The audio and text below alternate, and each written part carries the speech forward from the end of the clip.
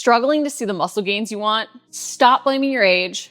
Stop blaming your genetics. While these things impact how we may design our workouts and diet to help us achieve results, they're within our power to address. Because the real reason we aren't seeing the results we want is because the system is off. There isn't one magic move or food that will make everything work. It's all the components of your plan that work together. An amazing move or workout routine done with improper fueling will lead to lackluster results. A perfect diet can't create progression in your training. So if you aren't seeing results, stop blaming things outside your control and instead take a step back to look at your lifestyle and make small adjustments to meet yourself where you're at so your lifestyle is truly moving you forward. Here are 15 reasons why I often see clients not achieving the muscle gains they want. And I'll tell you, some of these you're mentally going to resist because there are things that worked in the past. They may have been key to helping us achieve our weight loss or even fat loss goals. But what works to get us to one goal may not only not work to get us to the next, it may even hold us back. Not to mention,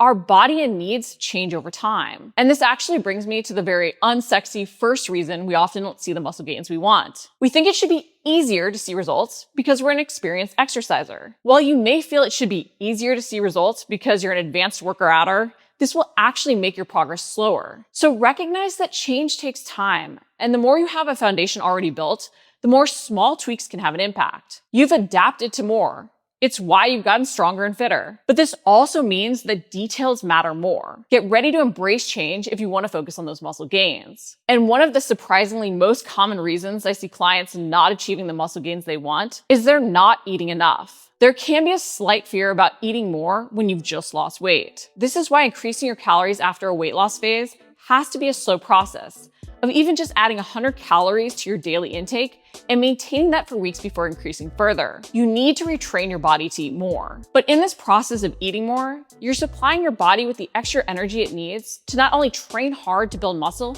but also support that muscle growth. Not only does increasing muscle mean you need to eat more to maintain that newly added muscle, but there are other changes with increasing calories that actually mean your body uses more calories even at rest. If you're struggling to build muscle, it may be time to increase your calories even if you aren't feeling hungry. We have to remember that hunger cues are partly trained from even previous dieting practices. So to build muscle, track and increase those calories slowly. You can't stay in a calorie deficit and efficiently build muscle, especially if you're at your desired level of leanness. And even as you then see the scale creep up with the muscle being gained, you may need to increase your calories further. You may also have to let go of a specific meal timing, such as fasted training. The more advanced a trainee you are, the harder it gets to build muscle. And as we get older, we're less able to build and retain lean muscle as well. These aren't excuses. They're just facts that can and need to be addressed. And besides making sure you're eating enough, this may mean adjusting your meal timing. The fasted training that used to work may not be giving you the immediate fuel your body needs, nor helping you create that anabolic environment for muscle growth. And I say this as a person who really loves to train fasted at times. But what works for one goal or at one stage of life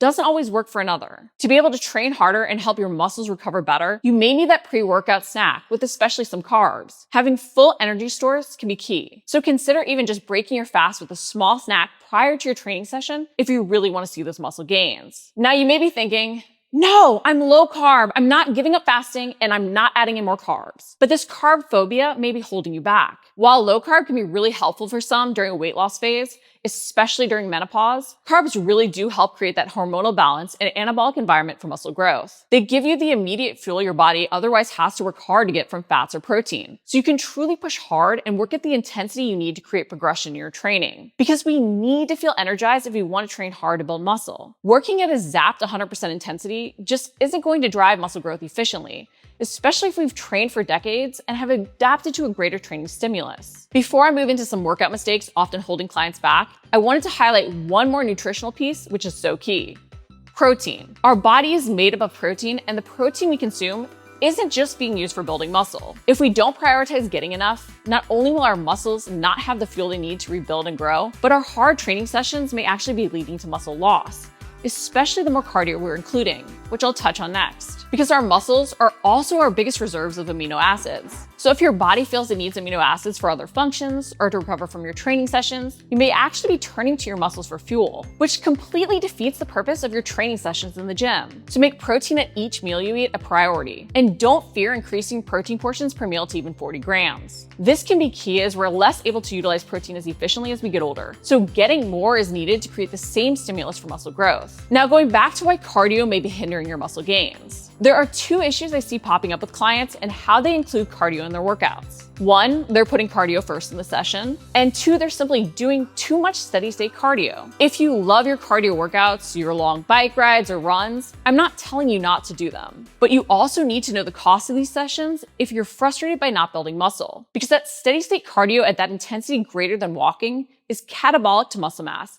and will often leave you depleted for your strength sessions. It's kind of like taking one step back for every 2 steps forward. You can still move forward, you're just making it harder and really having to tweak your fueling and other strength workouts to account for that. So if you want the fastest results, cut back on your steady state cardio workouts and mileage, at least for a bit. Don't turn all of your strength workouts into cardio by cutting out rest, and time your cardio workouts either on days between or after your strength sessions. While you may put cardio first in your day if you're training for a race, what you put first gets you when you're freshest. You want to be freshest for your lifts. And being fresh and energized for each session is key because you need to create true progression in your workouts if you want to see results. Driving muscle growth means you're going to feel uncomfortable, both physically and mentally. You need to push hard and even at times push to true failure. You need to keep progressing moves, whether through loads, tempos, variations, perfections in form, volume, week over week. This is incredibly taxing at times and may lead to you needing a deload week at points because you're even just mentally feeling burned out from the strain. But too often I see clients just pushing till it feels kind of hard, but never really pushes their comfort zone. They stop at 12 reps, not because they had to, but because it felt hard enough and that was the top end of the rep range given. Nope. But you've got to at points fail with a weight or a variation to truly test those limits if you want to build muscle faster and know you're pushing yourself. So get ready to be uncomfortable. But just note, feeling uncomfortable doesn't just mean feeling destroyed or sore from every workout. Actually, constantly feeling beat down or seeking to be sore may be why you're not seeing the muscle gains you want. Because soreness isn't an indicator that a workout was hard enough or that we're going to see better muscle gains. While muscle tissue damage is one driver of muscle growth and can lead to muscle soreness, it isn't the only driver of muscle growth. And if you're following a clear workout plan and progressing week over week, you shouldn't always be sore from the calculated progression. Honestly, often we're so sore because something isn't correct in our plan. We're either not fueling well, so we're not truly rebuilding from our training, we're not including proper recovery work so that our muscles have the time to repair and rebuild stronger, or we're not creating a clear progression that we repeat week over week, but just randomly stringing new things together. And new alone will make you sore while not actually driving that progressive overload to see results. So stop just seeking to be sore and instead follow a clear plan where week over week you can make incremental changes. And jumping around too much is a very common mistake I see clients making. It's easy to want to chase something better, especially when we see all these new and exciting things on social media promising faster results. But we get good at what we consistently do. We need to have a weekly schedule we repeat week over week so we can truly track progress. Don't allow yourself to get distracted. Create that clear plan and repeat it, working in new things over time. But constantly jumping around keeps you stuck starting over and over again, never achieving the build needed for results. Now here's the important flip side of that.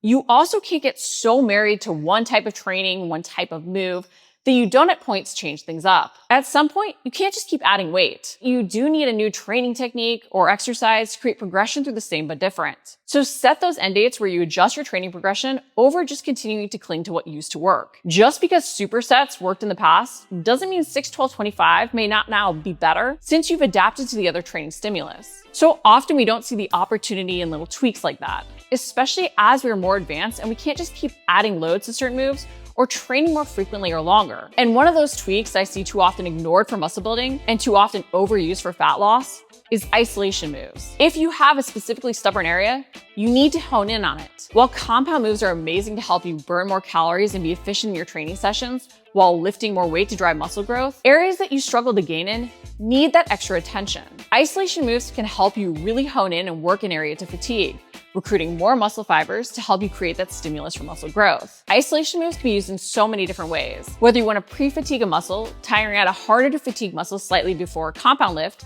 to be able to use lighter loads while working to failure, or use them to end your workout and fully fatigue one of the muscles worked during compound exercises earlier on. But don't ignore the importance of isolating stubborn muscles if you want to build muscle. Now, the final reason I see clients not achieving the muscle gains they want is not valuing quality over quantity with everything they do. So often, we just seek to do more, use more supplements, implement more training techniques, add on more we have to do to manage our diet and workout plans. Instead, we need to get really good at those basics. We need to have that solid plan we follow and set end dates so we can assess and tweak. We need to focus on really perfecting the habits that we do. Focus on the quality of your reps and what you feel working in your workouts. Focus on hitting your macros consistently. Don't get distracted by supposedly magic pills or fancy tools that only add complexity. Stay focused on your plan and get really good at doing it, improving week after week. And while I know I gave you 15 reasons why you may not be seeing results, don't feel like you need to address all of them, especially at once. Find just one that you can adjust and dial in to start. Focus on getting really consistent with that change and then building off of it. It will amaze you how simplifying and dialing in even just one of these habit changes with a focus on quality leads to better muscle gains faster than you even thought possible, no matter your age.